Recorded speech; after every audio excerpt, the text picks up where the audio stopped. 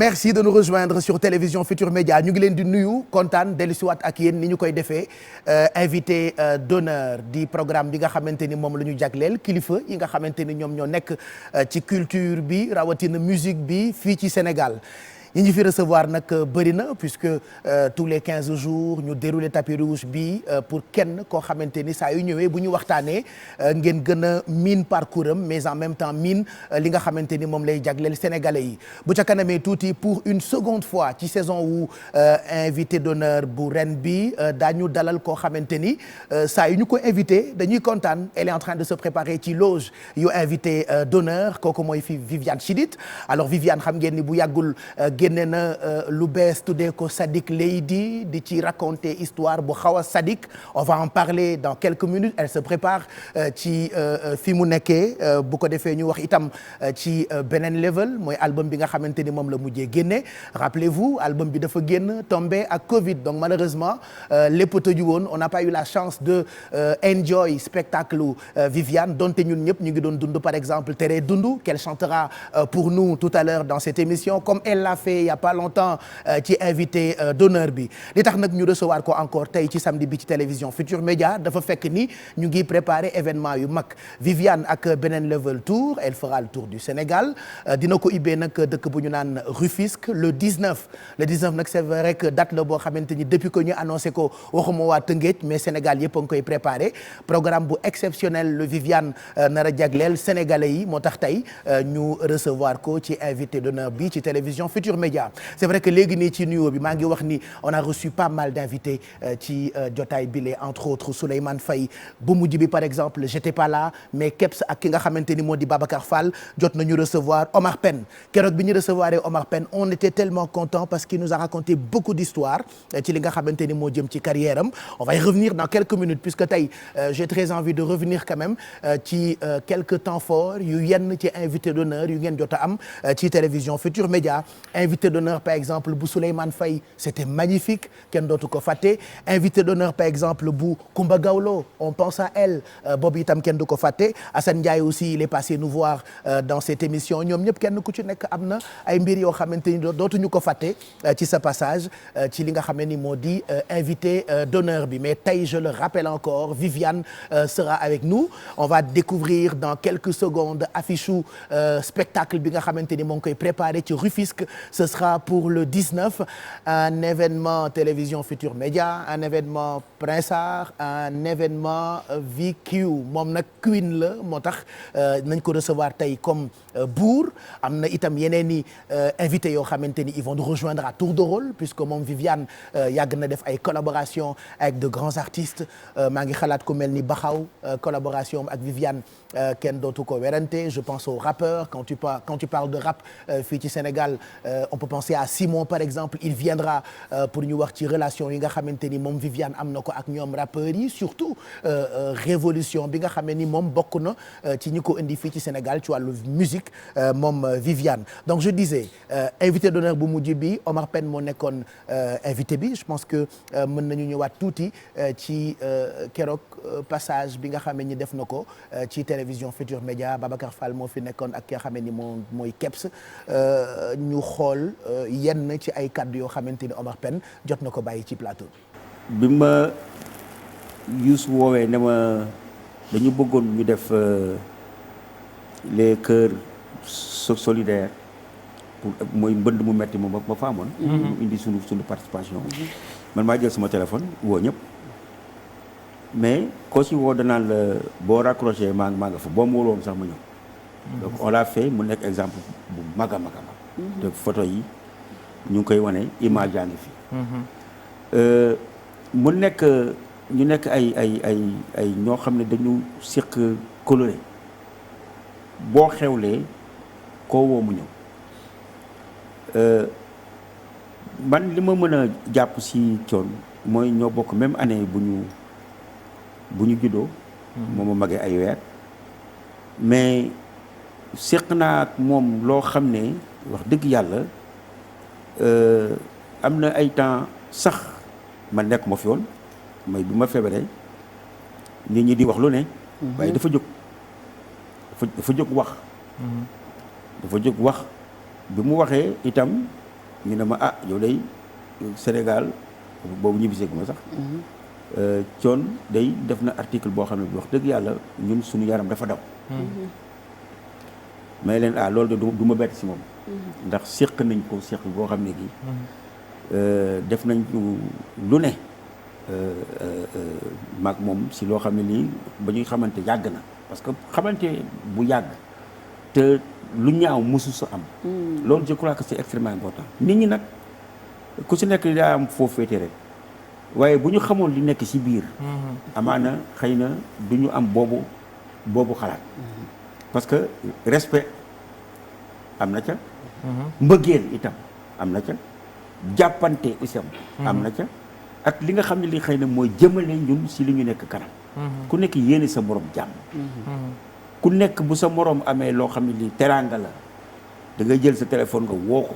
nga félicité ko nga ànd ceeg moom parce que dafa mel ni yow la. parce que ñoo bokk lu ñuy défendre.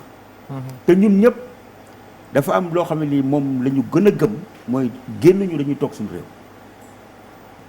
génn ñu dañuy toog suñu réew. demuñu fenn fii la ñuy toog bu ñu demee dañuy tukki bu ñu génnee Sénégal la ñuy yóbbu parce que tey boo nee Thione Seck da nga naan Thione Seck du Sénégal. li si ëpp olof la ñuy way ak làkk bi nga xam ne bu dee Baaba Maal dina way ci couleur mais ñun suñu identité moom la ñuy défendre parce que dañu gëm li ñu doon. loolu mooy problème bi parce que loolu la ñu bëgg a génne pour wane ne ñun tamit mën nañuy ñeneen ñi li ñuy def ñun mën nañ ko def.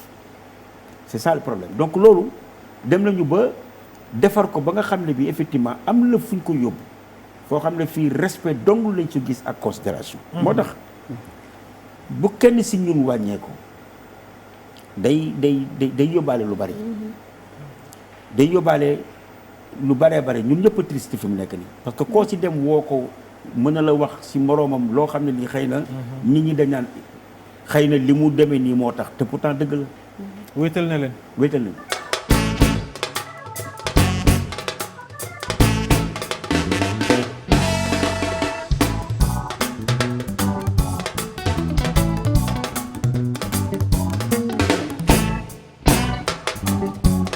yomb na lool di jàngi dem romb la say morom li ngeen di wut jëme ko si moom te dara du ci dëkk ndax kenn si yéen xamu ko xam ku baax boor ko mën a wax ne ku baax la ku yiw la fam leer na ne ku gore la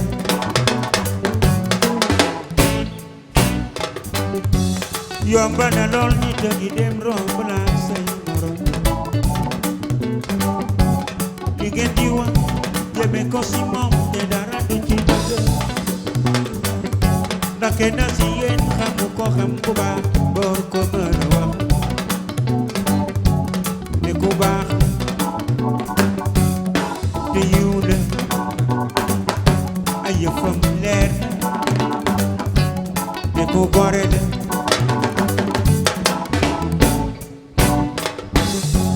la masa neex si sa gaaña fa nekk Charles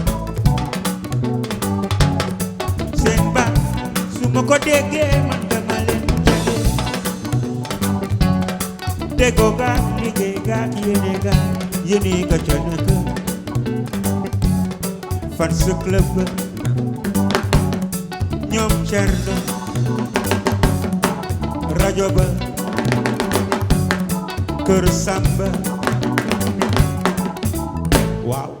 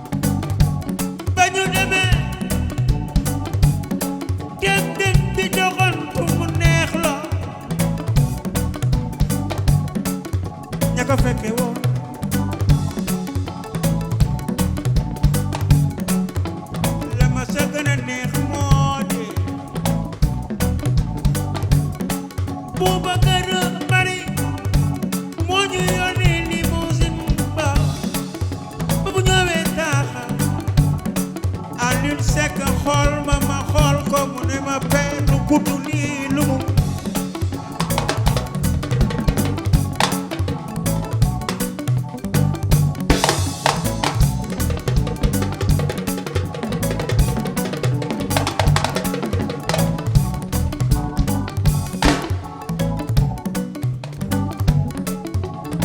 ko fii dugal gaaw dugal lii terangal mu ñu war a yóbbu aéroport bay na fa nax dañoo war a ñibbi Sénégal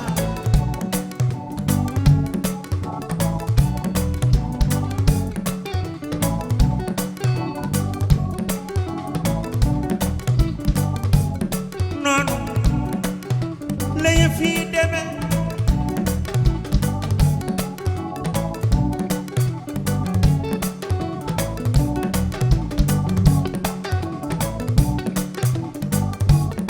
la ma sa neex si sa gaaña fa nekk Charles seen baat su ma ko déggee man dama leen jege déggoo gaat yaru gaat liggéey gaat yéene ka ca dëkk fan sa club ñoom Cerno rajo ba kër Samba. C'est vrai que Omar Pène kenn du doyal ci moom donc loolu extrait la ci bi mu mujjee nekk invité d'honneur bu télévision Futur Média def clin d'œil Babacar Fall ak Kebs Thiam deux grands journalistes keroog ñoom ñaar ñoo seq waxtaan bi ak ki nga xamante ni moo di Omar Pène il y avait pas que invité d'honneur bu Omar Pène rappelez-vous bu Souleymane Faye itam ça nous a marqué ça a marqué tous les Sénégalais ndax li nga xam ne ni Souleymane Faye def na ko ci prestation waaye kàddu yi nga xamante ni itam génne na ko surtout ci façon bi nga xamante ni moom la ñuy defee musique ci ay temps ak yenn ci ay technique yu Souleymane Faye di prôner pour que artistes yi gën ci nekk bu ñu bëggee lawal musique sénégalaise parce que objectif bi mooy tey fi musique yeneen dëkk yi toll musique sénégalaise bi toll fa moom nag ci pionniers yi la bokk on va revenir itam ci passage am ci invité d'honneur moom Souleymane Faye. J'avais dit que le mbalax a un problème. Pourquoi on n'arrive pas à internationaliser le mbalax? Parce qu'il a un problème de problème. Je crois qu'ils ne m'ont pas compris. Je dis que le mbalax, le problème de mbalax, c'est un problème de beat. Il n'y a pas de pied. Qu'est-ce que c'est un pied? Mbalax amul pied. Pour amul pied amul pied bu toog. Pied bu tàkk amuñu ko. mënuñu ko internationaliser. bu amee pied. Japon bi Suisse bi Allemagne bi ñëpp dañ ciy fecc. loolu moo indi par exemple nasaraan buy fecc mbalax day mel ni marionnette. voilà mais nasaraan boo xam ne xam na mbalax day fréquenter sénégalais xam na. rythme mbalax mais ku xam mosul dégg mbalax. boo ñëwee dóor oh c'est compliqué. amul pied. bon boo ko waxee il faut na may saboter non saboter wu ma. saboter ok dama bëgg sama dëkk. dama bëgg sama bëgg.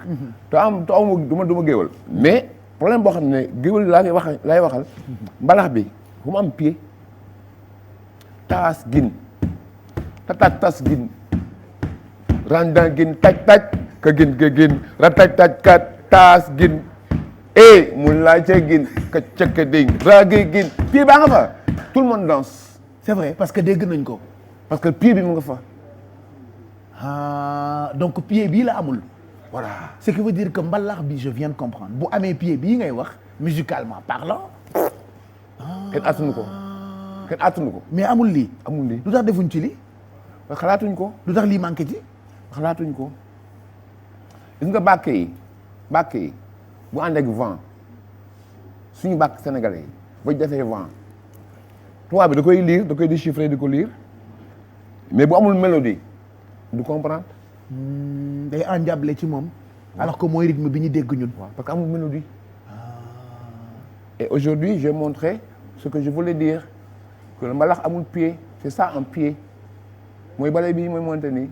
beneen jàngat la pour peut-être musicien mbalax amul yi pied oui. bu amee pied jazzman yi sax dañuy jàng si ñun waaw parabak takka ci dakkata pararab takka ci dakkata pararab takka ci dakkata daaro mbay takk mais ba mi vent pababab takka ci dakkata pababab dañ koy lire mais le problème il y a pas de pied. C'est vrai. C'est très technique et très professionnel et voilà on apprend. amul pied. mag naa ba maanaam amul pied kenn attanu ñu. quand même.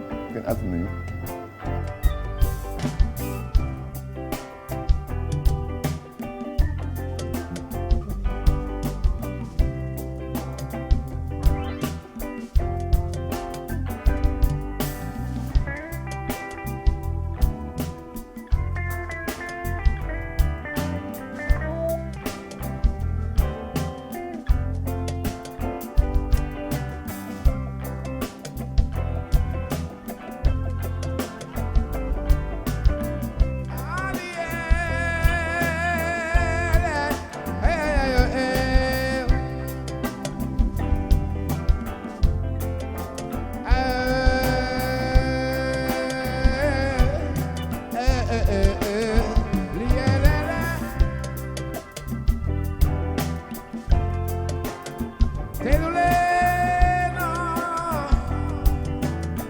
Sénégal teelu leen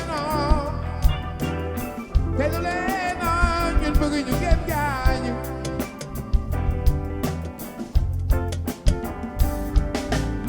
waree mi teelu leen xale Sénégal teelu leen borom yat du xeex ak borom fetal yéen dëgër bopp bi yaay sa bakkan waree mi teelu leen yéen waa nguur gi teelu leen ndax borom fetal du xeex ak borom xam-xam yéen dëgër bopp bi yaay sa askan waree mi teelu leen kilifay diine yi teelu leen borom xam-xam du xeex ak buur bi yàlla yéen dëgër bopp bi yaay sa diine la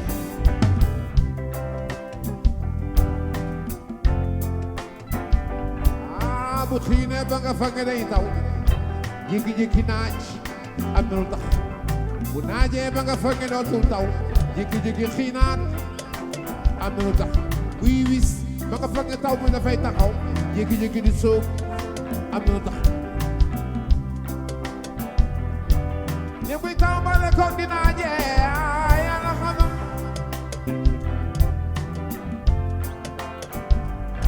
tey lu leena mbokki Sénégal tey lu leena ñun bëgg ñu kenn gaañ doxal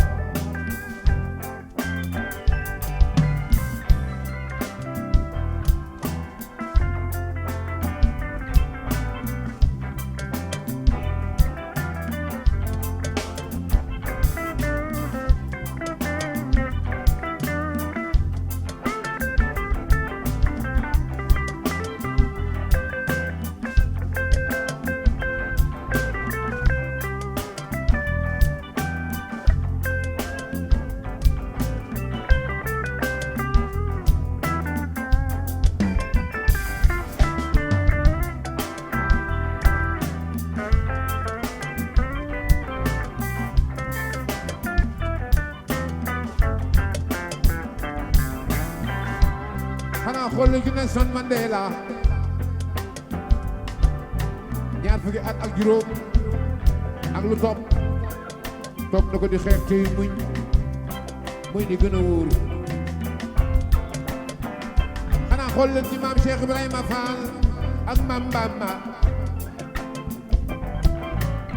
fexe nañ ba kenn yabu leen soo yebul sagar xeeñul bal tàkkul géej gi débordé wul ñii di wut alal utul xam-xam xam sogo am a gën a wóor ñii di wut na fly utul coono man sogo dafa gën a wóor ndax ba amee te xamuloo ki xam jóge ca àll ba ñoo jëriñoo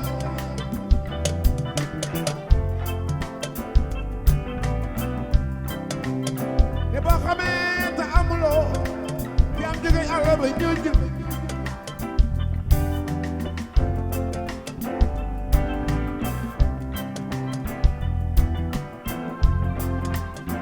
ñun bëgg ñu ngeen gaañoo bëgg ñu ngeen gaañoo bëgg ñu ngeen gaañoo teelu leen bëgg ñu ngeen gaañoo bëgg ñu ngeen gaañoo ñun bëgg ñu ngeen gaañoo teelu leen bëgg ñu ngeen gaañoo bëgg ñu ngeen gaañoo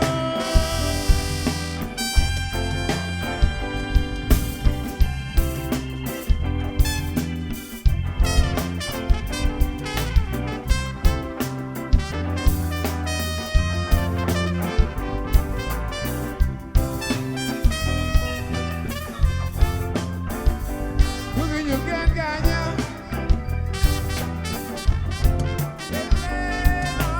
bëgg ñu ngeen gaañoo bëgg ñu ngeen gaañoo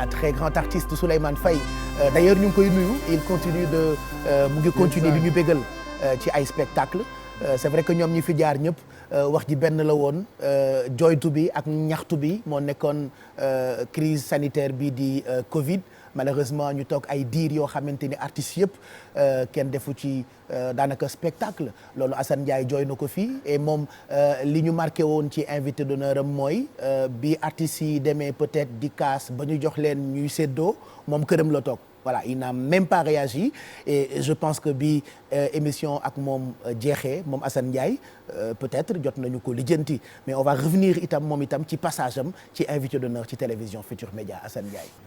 loo xamul. mënoo xëy mu def ko. loxo bu gudd mënut a jékki-jékki gàtt. dëgg la jikko maanaam ci nit lay sax. maanaam bu fekkee ne que nag da nga jël loo xam ne du sa jikko. yàgg-yàgg dafay dañ man nag naturellement loolu mooy sama jikko. Pape Cheikh man mënumaa woyaan mënumaa ñaan mënumaa dem bureau nit mënumaa dem kër nit mënumaa seeti kenn. tu sais bi affaire bi ñëwee. sama papa daf ma xam. il m'a appelé au téléphone. il m'a dit na ma guma mi ci Yoff man de Njaay xam naa la. waaye nag jàppal ne ku dund ba déwén di nga lekk ba déwén. kon nag li ma lay ñaan rek mooy fekk ak tal.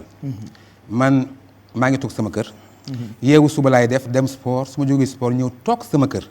demuma Poot demuma buntu kër dem ma ci ma Samba dem ma ci ma Demba. ñaaniwuma kenn wayaaniwuma kenn. te chaque jour que jëfee sama waa kër dinañu ndékki dinañu añ dinañu reer. du état moo ma dimbali. du ministre moo ma dimbali. du kenn moo ma jàppale. amul benn xaalis wala benn 1 franc CFA. bu ma jot bu jógee fenn. boo xam ne bi crise bi tàmbalee ba tey pourtant dégg nañu ni am na montant boo xam ne président njëkkoon na ko joxe. joxewaat ko pour artistes yi. am na séddale bu amoon paraît-il. man it mënuma cee sori ndax aw ma ci information yu leer à 100%. waaw kenn contacté wu la kenn boole wu la ci. kenn jox la sa wàll ci dara man de dégg naa ne. dégg naa ne doon nañu joxe xaw ma 125 000 dégg laa ci am wax dëgg yàlla. lu ma ci wax leneen nag damay wax lu ma neex waaye dégg naa. waaye man daal gisuma jotuma kenn contacté wu ma. est-ce que ñoom jàppuñ ni yaa nga bitim réew ci confinement bi. ah waay Pape Cheikh kan moo yaakaar ne ni ñaa ngi bitim réew. Assane kenn du la gis kenn du la dégg. waaw xam nga lu tax parce que mooy li nga wax léegi rek. maanaam li ma tàmm la. maanaam li ma tàmm mooy toog sama kër dem ma ci kenn ñaani ko ndimbal. dem ma ci kenn ne ko may ma. dem ma ci kenn di ko woyaani. man te nag wax dëgg yàlla sama baat bi laa am. bu fekkee ne yàlla dafa dogal ma am sama groupe. muy ngéwél gi. yore sama boîte de nuit. ngéwél gi yore samay tournée. ñu jékki-jékki tëj loolu yëpp. weer dafay dee boîte bi am problème courant bi am problème musiciens yi am problème tournée yi taxaw na. au moins foofu ma yaakaar ne. waroon na am benn geste. mais man gisuma. dégguma te man duma laaj. man kuy xaar ma laaj la. xanaa day nga toog ba yàgg nga xalaat ne kii war naa ko jox. waaye kuy xaar ma laaj la ku nekk doo ma jox.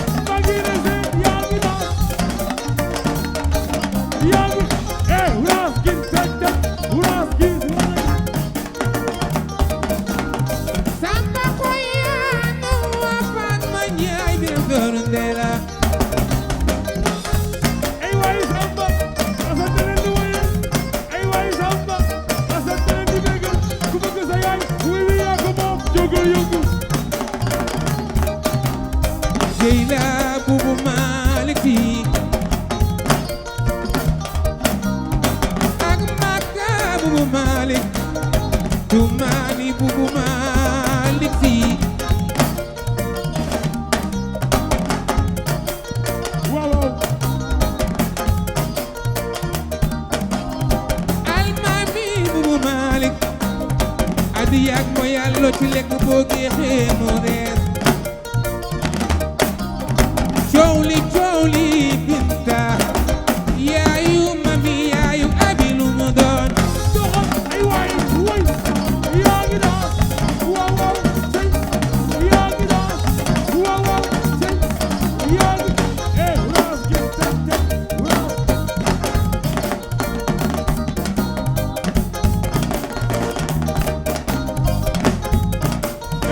gis nga suuf bu nooyee neex bu nooyee neex bu nooyee neex su ma ko Assane Ndiaye loxo bay xool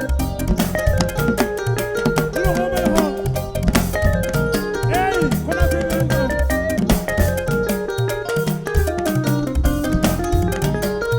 waaw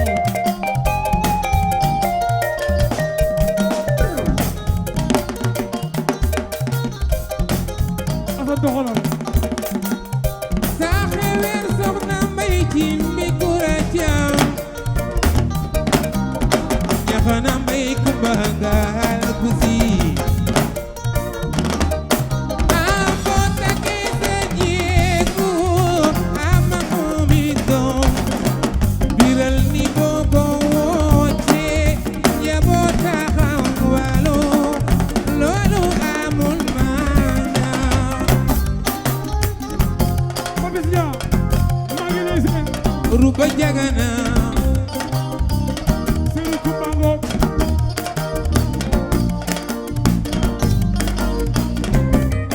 ambay leen di jaayu yéen seeni doom alal du sëy sëy ñeeti wareef la ay malima leen ko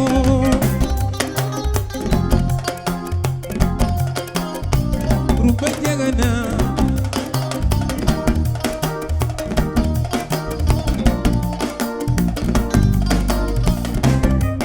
adun du bu doy càngaay lu doy jàmma ju sax loolu moo di sëy gaañi seede leen ma dun du bu doy càngaay lu doy jàmma ju sax loolu moo di sëy gaañi seede leen ma alayinde faalo baar jàmm ngam doon man de namoon naa la taalibu ya baax na alayinde faalo baat ma sunu seet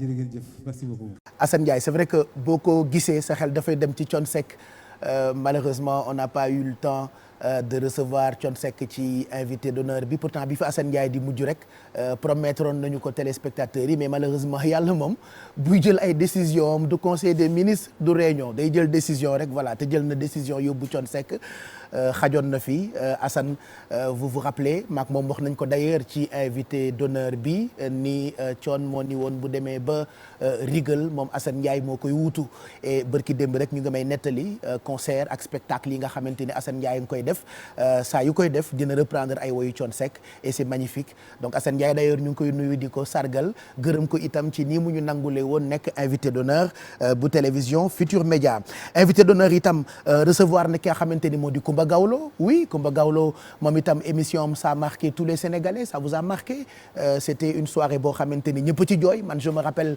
bi émission bi jeexee Viviane mi ñuy recevoir tey moo ma njëkk a woo ne ma Pape massawul ma Coumba Gawlo ndax lii bu dalee artiste ñun artistes yëpp dañ ciy gis suñu bopp et que bi émission bi jàllee jot nañu dégg ni Coumba Gawlo dem na dëkk bu ñu naan France mi ngi faju ba noppi itam mu ngi toll ci phase rééducation ce qui veut dire que sunu borom dina ko suturaal ba nga xamee ni bu lépp passé dina jógee France ñibbi si Sénégal et puis defal ñu li mu ñu daan defal parce que léegi defe naa lépp ubbeeku na ndax gis ngeen ni club yëpp artistes yaa ngi fee nekk di jouer seen ay spectacle la preuve Viviane mi ñuy waaj a jàkkaarlool mu ngi préparé le 19 ca stade bu Rufisque nga xam ni doomi Tëngéej yaa ngi koy préparé bi may nuyoo léegi maa ngi leen di wax ni du waa Tëngéej rek a koy préparé puisque Sénégal yëpp am na ci dëkk yu bëri yoo xamante ni dañu fas yéene def ay car parce que namoon nañu dundu ki nga xamante ni moo di Viviane mais balaa mu ñuy rejoindre puisque je parlais de Coumba Gawlo et que tey damaa jël tuuti ci yenn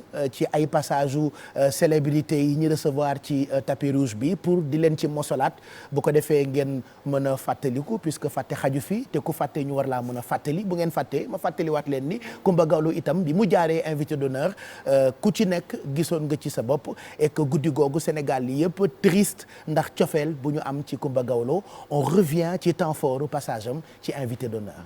Mais comment ça s'est passé ba nga yëg ni voilà am nga incapacité pour woy qu'est-ce qui s'est passé? Non, dafa ñëw subitement, moi je sais pas, c'est subitement après mon intervention que j'ai remarqué vers le mois de septembre, octobre que sama baat mi ngi changé. Chaque fois mais pour man baatu dee nit ku baatu dee rek la daal. Parce que comme je suis restée depuis le mois d'août j'étais malade. Voilà ma ne xëy na li ma toog répété wu ma te man damay faral def souvent même bu ma répété wul ay vocalises. Après avec le confinement ma ne bon je vais apprendre davantage la musique. J'ai fait venir un prof de piano. ma commencé di jàng piano. Là mon chef d'orchestre m'a envoyé quelqu'un mu ñëw may jàng piano. Après j'ai dit bu confinement bi jeexee dinaa surprendre ñëpp parce que dinaa joxe concert boo xam ni man maay jouer piano bi. dinaa jouer piano di way. Et puis ma jël ko au sérieux di def samay cours piano normal. Mais après bi ma tawatee ma arrêté mais à partir de octobre ma gis ne sama baat chaque jour. dafay gën a am problème. fekk dem nga def opération bi ba pare. voilà man j'étais au courant bi nga nekkee bloc ba bi ngay génn hôpital. maa ngi waxtaan ak sa staff ci sa tolluwaayu feebar et tout ça mais moi je pensais que dañ lay opérer rek après nga génn hôpital. voilà après bon moi j'ai remarqué daal vers octobre que ça n'allait pas. après nag ba mi-octobre ba novembre ma ne non lii dootul baat bu dee quoi. am na lu normalul.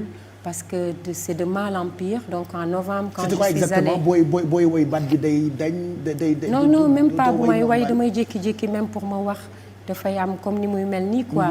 après corde vocale yi day metti sama baat de plus en plus dafay wàcc ci suuf quoi.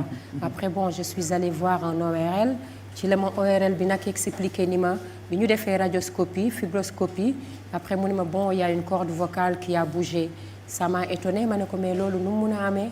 mun ma bon xëy na fatigue tout ça et c'est après maintenant quand j'ai appelé mon médecin qui est en France qui l'a diagnostiqué il m'a dit écoute c'est quand tu as été intubé pendant 5 heures de temps d'intubation c'est long quand même voilà que ça a créé ces problèmes là voilà et c'est en ce moment que j'ai compris vraiment fi mu jugee. erreur médicale wala lu normal. non man duma ko woowee erreur médicale. pour man Pape Cheikh lu am rek suñu borom la. parce que erreur médicale defe naa su doon am dafay am xëy na ci sama opération. parce que occlusion intestinale dafa nekk lu metti te chirurgien bi nga xamante ni nii moom moo ma gannaaw yàlla moo ma sauvé la vie. kooku vraiment je lui dois beaucoup. man fu ma toll dama koy remercier. parce que avec son équipe. ils ont été tout le temps à mon chevet et puis 5 heures de temps xam nga ngay ñëw boutique benn par benn ça veut dire que c'est vraiment des gens bien man pour man c'est Dieu qui est venu yàlla moo ñëw rek yëfu yàlla la je préfère tuddee ko noonu que di ko tuddee neneen après day metti sama bopp daal te déjà j'en ai beaucoup quoi c'est vrai que léeg-léeg naa tëdd ba guddi ma ni mais c'est quoi ça qu'est-ce qui m'arrive mais lépp après dama koy delloo ci yàlla parce que pour man lu am rek yàlla la yàlla bindoon na ni telle période de ma vie à tel âge de ma vie lii dina am et puis c'est comme ça que je le vois.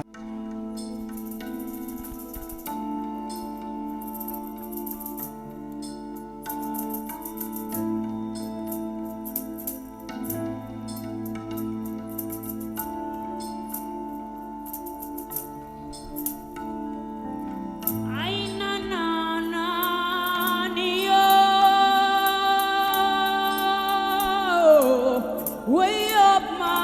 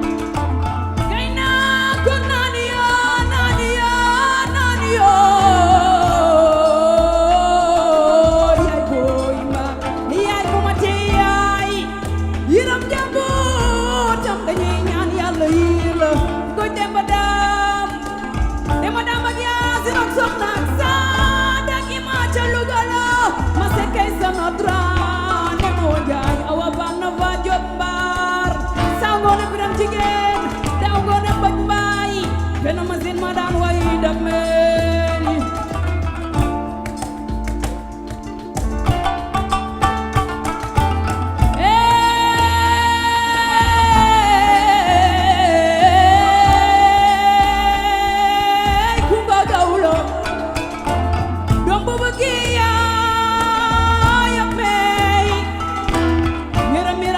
kay waxal lu baax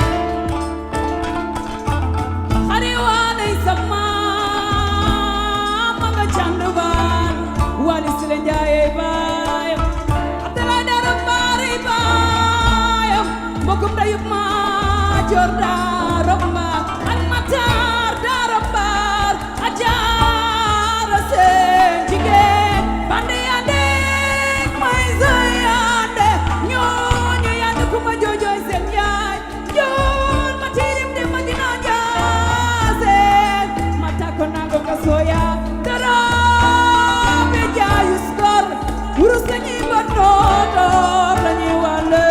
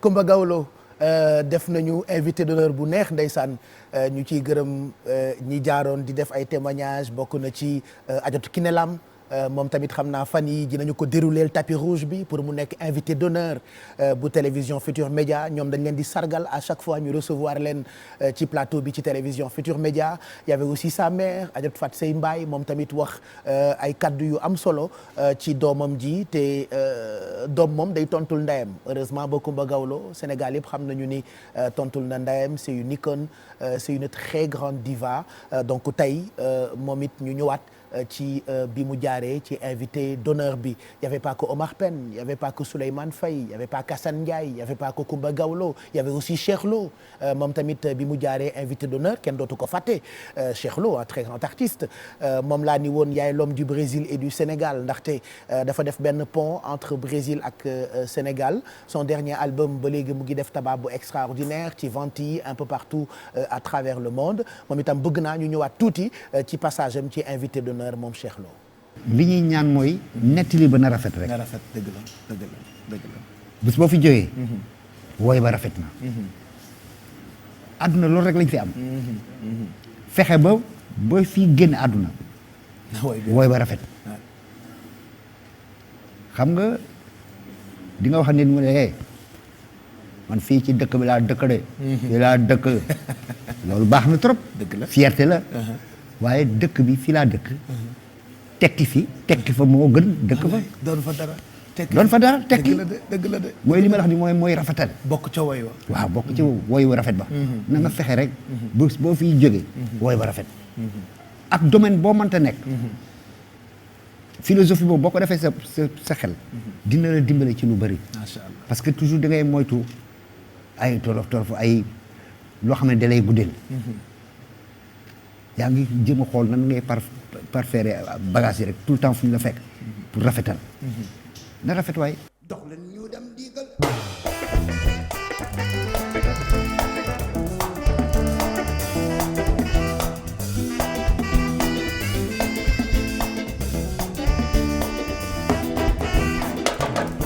ma dem di dali doolan ma yàgguloo ko du ma dem di sakku ji xam-xam waaw ma xeebuloo ko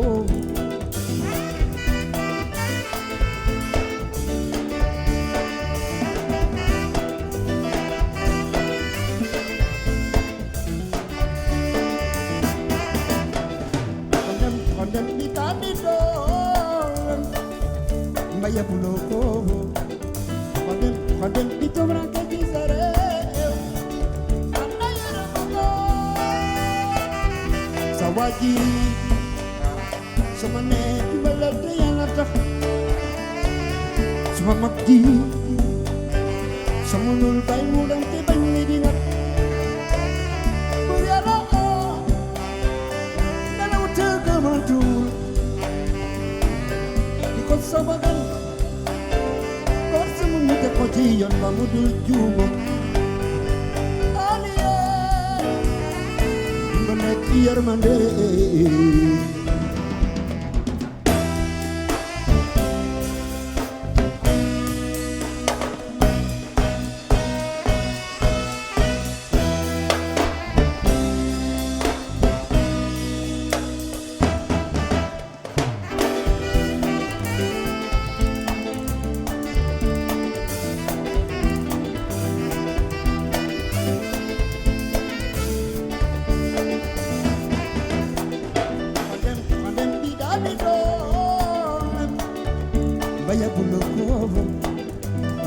ma dem di sakku ji xam-xam waaw ba xeebuloo ko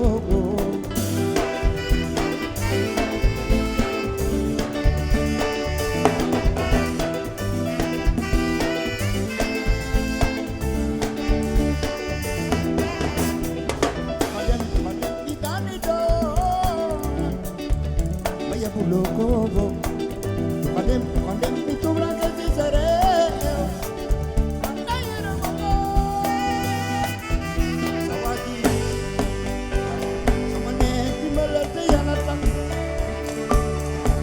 makki sama nul bay mu dem te bañ ñi di ngat bu yàlla nelaw te gëman duul di ko sobagan boo sama mu te ko ci yoon ba mu dul juum aliye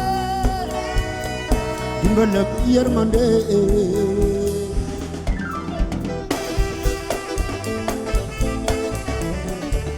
Fanjaga yaram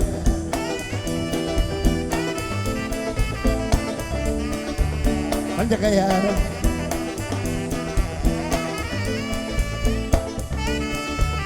Fanjaga yaram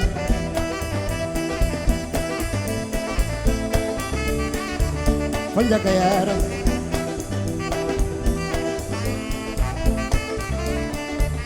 Fanjaga yaram La ilaha illallah Sayyidina Muhammadu Rasulullah Fanjaga yaram dimbal ak yërmande sayida ba nangu ilaw mi dini Fanjaga yaram dimbal ak yërmande sayida ba du nangu ilaw mi dini Fanjaga yaram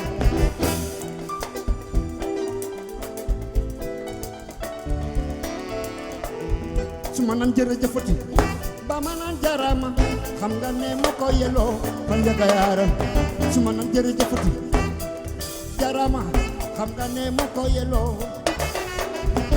la ilaha illallah Seydina Mamadu wo Fanjaga yaram ne sabige kumba faloyi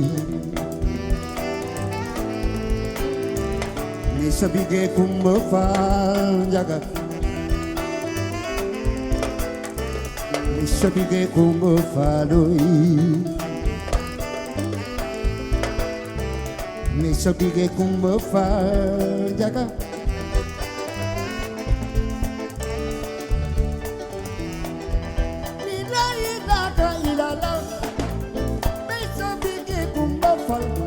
alale mo ñaro ma samba ñay njare de dëkk yaay borom bi gën jaay jare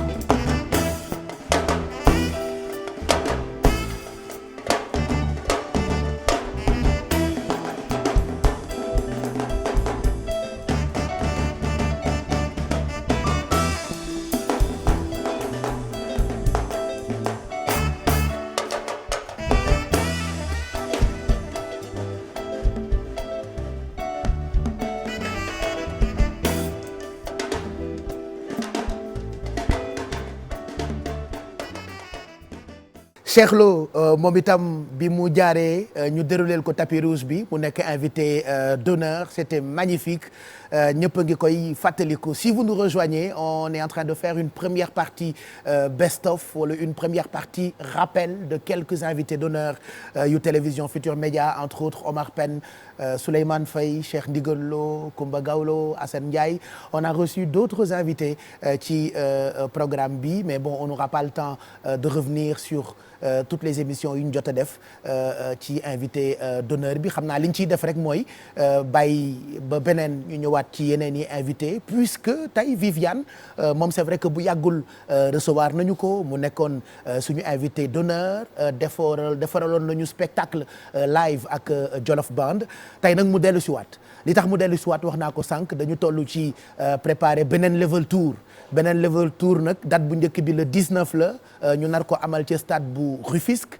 Événement la bu ñëpp di préparer, on va en parler avec Viviane dans quelques minutes, mais d'abord dinañu waxtaan itam ci Sadik Leydi. C'est vrai que c'est un titre qui vient de sortir actuellement, mu ngi occuper place bu am solo ci hit parade yi, pour ne pas dire vente yi, puisque que muy YouTube que muy compte yi nga xamante ni nit ñaa ngi koy xool ci réseaux sociaux yi, Sadik Leydi bokk na ci woyu jamono, voilà, les chansons du moment, et carton bi nag Sénégal yëpp teg nañ ci seen bët. Lan mooy secret Viviane? C'est vrai que c'est une question qu'on lui pose tout le temps. Elle va répondre pour yooyu yëpp bu ca kanamee tuuti, mais j'aimerais qu'on ouvre le bal ak nangul ma nag xam ngeen ni titre la bu toj dëkk bi, mu ngi bokk ci beneen level, puisque ñu ngi préparer beneen level tour.